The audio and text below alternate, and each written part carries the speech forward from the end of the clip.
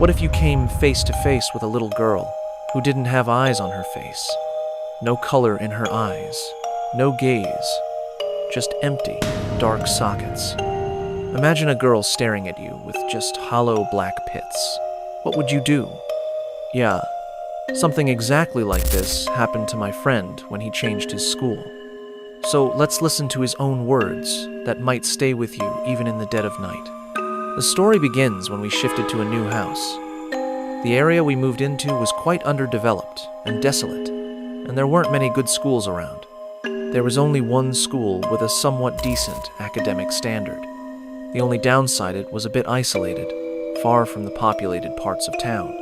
The school was a little outside the city and had an old forest nearby. It was my first day, and the kind of welcome I got from the other kids was, they started scaring me with creepy stories. "You've come to the wrong place," they said to me. "This school is cursed. Kids go missing here. And there's a girl that people sometimes see no one knows who she is. Since childhood, I've been fearless. I never get scared. Even now, I don't." So I laughed at what they said and joked, "If so many kids are going missing, then why are you all still studying here? And whose kid is this girl?" They replied that they were old students and knew where to go and where not to. They said, new students, who aren't aware of the school's cursed areas, end up wandering into those zones and go missing. And as for the girl, no one knows anything about her. I just laughed, mocking their stories. I'm not scared at all. A few days later, something strange happened during break time. I went to the canteen to grab something to eat. They had chicken on the menu that day. I brought my plate back to the classroom. I had this weird habit I always ate alone, couldn't eat with others. So I left the chicken on my desk and stepped out to wash my hands. The classroom was completely empty and dark. No one was allowed to stay inside the class during break. I washed my hands and returned about a few moments later, only to find my food gone and just bones left on the plate. There was only one door to the classroom, and the wash basin was right outside it. I didn't see anyone go in or come out. My first thought was that maybe a student was hiding in the class who hadn't left during break and maybe they were pranking me or trying to scare me. I started searching the whole classroom, hoping to find whoever it was. The classrooms were big halls, and because they were empty, sounds echoed a lot. I quietly checked each room, trying to catch any noise. I slowly examined every classroom, but no one was there. Just then, the bell rang. I went back to my seat. This incident didn't scare me, but it definitely puzzled me. I decided not to tell my classmates. If I did, they'd just say some shade, ate my lunch, and start spinning their ghost stories again. The next day, while heading to class with my food, I decided to wash my hands before entering the room. As I turned the lights on, like always, the classroom was empty. The sound of my shoes echoed through the room. I sat at my desk and began eating. I had an extra plate with me, which I placed on the adjacent desk. While eating, I was putting the chicken bones into the extra plate.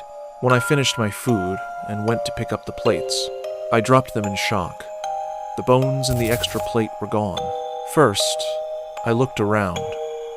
Maybe the bones had fallen on the floor, but the floor was clean. Then I heard it. The sound of bones being chewed. Just like the crunching noise a dog or cat makes while gnawing on bones. I was stunned. How could an animal get into the classroom? I started checking under the chairs, thinking maybe a cat was hiding. Suddenly, the classroom door slammed shut behind me. And then I heard a woman laughing. I got really scared and ran outside. My friends saw me running and asked what happened. I made an excuse that I wasn't feeling well. After that day, I stopped sitting in class during break. One day, during break, my friends and I wandered into a secluded part of the school grounds. The school campus was quite large, and this was a section I had never visited before. My friends warned me not to go further, but I insisted. Come on, let's just see what's there. We kept moving through the thick bushes until they cleared, and finally, we saw a wall. I told my friends I wanted to see what was on the other side. They were terrified and kept urging me to go back. but I said, "Let's just look. We should know what's behind our school." When I peeked over the wall, I saw a graveyard. I had never seen such an old graveyard in my life. Even in daylight, it was terrifying, like something out of a horror movie. I couldn't look at it for long. I quickly told my friends we had to leave. Back in class, I told them what I'd seen. None of the graves looked less than 150 years old. That was the first time in my life I truly felt fear. The scene of that graveyard kept replaying in my mind. I stayed sick for the next 2-3 days and couldn't go to school. Then, one day, during class, my friend walked in looking extremely shaken. I asked him what happened. He said, "You won't believe it, but I saw a man near that graveyard, and I'm certain he wasn't human because he walked into the wall and vanished." 2 days later, we heard the school was starting an evening academy. About 50% of the students enrolled, including almost all of my classmates. The academy was scheduled from 6 p.m. to 9 p.m. and was set to begin in 9 days. I remember the first day of the academy. We were all in our classrooms. As I was walking through the corridor toward my class, I felt someone push me hard. So hard that I fell to the ground. I was terrified.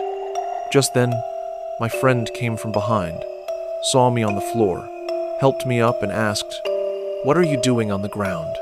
I said, "I don't know, man. God knows what's going on in this school." It's true that I experienced many paranormal events in that school. I even developed some superstitions about the place. But that doesn't mean I blamed everything on the school. It was a Monday evening. I had arrived for the academy and went in with my friends. I urgently needed to use the washroom. I took one friend with me and asked him to wait outside. When I came out, my friend was gone. He had left me. I quickly washed my hands and started walking back to class. The corridor was very dark. I looked up. The bulb was off. Not sure if it was broken or someone had turned it off. I started walking forward in the dark. Suddenly, I saw a little girl walking ahead of me. She was about 6 or 7 years old. She was a bit ahead of me. I called out to her, but she kept walking. I called again, but she didn't stop. Our school was a high school. Seeing a small child there was strange. I thought maybe she was the guard's daughter. I was worried she might get lost or hurt herself. So I picked up my pace and caught up to her. When I reached her and placed my hand on her shoulder, she turned around, and I don't know if I can describe to you what I saw. She had no eyes.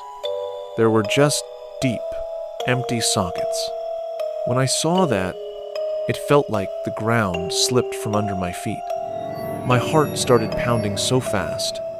I let out a scream, and I fainted. My classmates heard me scream and rushed in to help. They found me and brought me back to consciousness.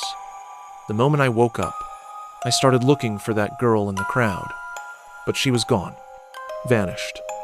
After that day, I had a high fever for a whole week. When I finally returned to school, I asked the guard if any family lived on the premises. He said no, and that he had never seen any little girl at the school. I told my family everything and decided to leave that school. To this day, I haven't been able to forget that little girl. Who was she? And the scariest part, was I the only one who could see her? Even now, when I think about her, a wave of fear runs through my body, and my skin crawls. Friends, I hope you liked this story and truly enjoyed it. For more such interesting real stories, don't forget to subscribe to our channel and hit the bell icon. We'll see you in the next video.